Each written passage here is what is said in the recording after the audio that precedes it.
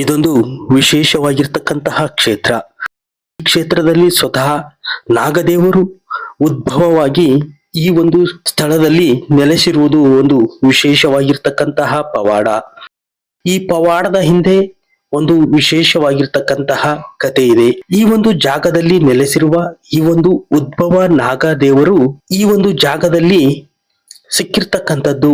ಅಂತಹ ಒಂದು ವಿಶೇಷ ನಾಗದೇವರನ್ನ ಈ ಒಂದು ಜಾಗದಲ್ಲಿ ಪ್ರತಿಷ್ಠಾಪಿಸಿ ನಿತ್ಯ ನಿರಂತರವಾಗಿ ಇಲ್ಲಿ ಪೂಜೆಯನ್ನ ನಡೆಸುತ್ತಾ ಬರುತ್ತಿದ್ದಾರೆ.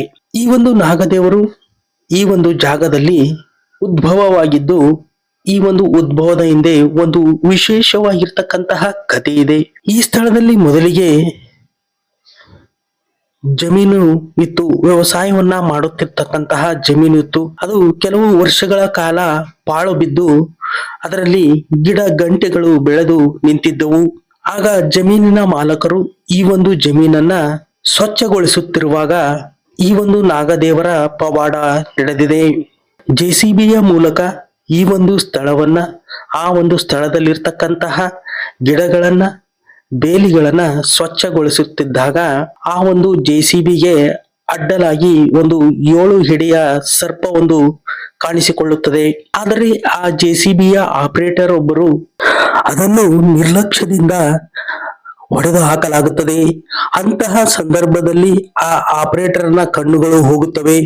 ದೇವರಲ್ಲಿ ಪ್ರಶ್ನೆ ಹಾಕಿ ನೋಡಲಾಗಿ ಆಗ ದೇವರು ಈ ಒಂದು ಸ್ಥಳದಲ್ಲಿ ನಾಗದೇವರು ನೆಲೆಸಿದ್ದು ಅವರ ಒಂದು ಮೂರ್ತಿಯೂ ಕೂಡ ಇದೇ ಜಾಗದಲ್ಲಿ ಇದೆ.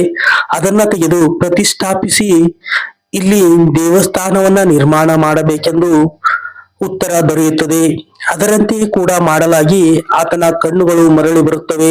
ಇಂತಹ ಒಂದು ವಿಶೇಷವಾಗಿರ್ತಕ್ಕಂತಹ ಶಕ್ತಿಯನ್ನ ಹೊತ್ತು ಈ ಒಂದು ಭೂಮಿ ಮೇಲೆ ಅವತರಿಸಿದ ಈ ಒಂದು ನಾಗದೇವರು ಇಲ್ಲಿ ಬರುವ ಭಕ್ತರ ಸಕಲ ಇಷ್ಟಾರ್ಥಗಳನ್ನ, ಸಕಲ ಕಷ್ಟಗಳನ್ನ ಪರಿಹರಿಸುತ್ತಾ ಈ ಒಂದು ಸ್ಥಾನದಲ್ಲಿ, ಈ ಒಂದು ಜಾಗದಲ್ಲಿ ನೆಲೆ ನಿಂತಿರುವುದೇ ಒಂದು ಸೋಜಿಗ.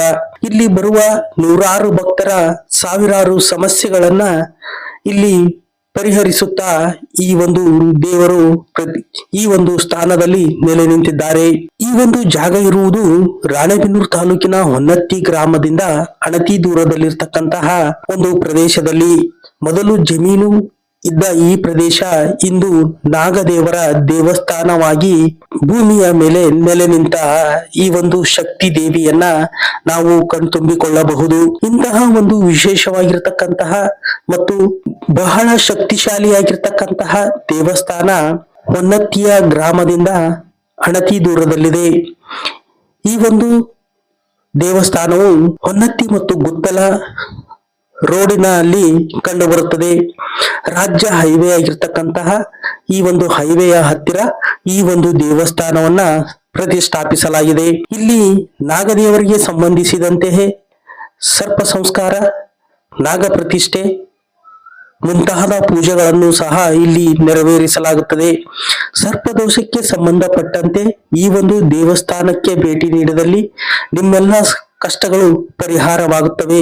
ಅಂತಹ ಒಂದು ವಿಶೇಷವಾಗಿರತಕ್ಕಂತಹ ಶಕ್ತಿಯನ್ನ ಈ ದೇವಸ್ಥಾನ ಹೊಂದಿದೆ. ನಾಗದೇವರ ಮೂರ್ತಿಗಳನ್ನ ಪ್ರತಿಷ್ಠಾಪನೆ ಮಾಡತಕ್ಕಂತಹ ಭಕ್ತಾದಿಗಳಿಗೆ ಇಲ್ಲಿ ನಾಗದೇವರ ಮೂರ್ತಿಗಳನ್ನು ಸಹ ನೀಡಲಾಗುತ್ತದೆ.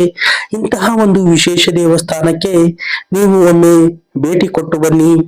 ರಾಣೆಬೆನ್ನೂರು ಮತ್ತು ಗುತ್ತಲೆಗೆ ಹೋಗುವ ಮಾರ್ಗ ಮಧ್ಯದಲ್ಲಿ ಬರುವ ಹೊನ್ನತ್ತಿ ಗ್ರಾಮದಿಂದ 2 ಕಿಲೋಮೀಟರ್ ದೂರದಲ್ಲಿ ಈ ಒಂದು ನಾಗದೇವರ ವಿಶೇಷವಾಗಿರ್ತಕ್ಕಂತಹ ಶಕ್ತಿ ಪೀಠವು ದೊರೆಯುತ್ತದೆ.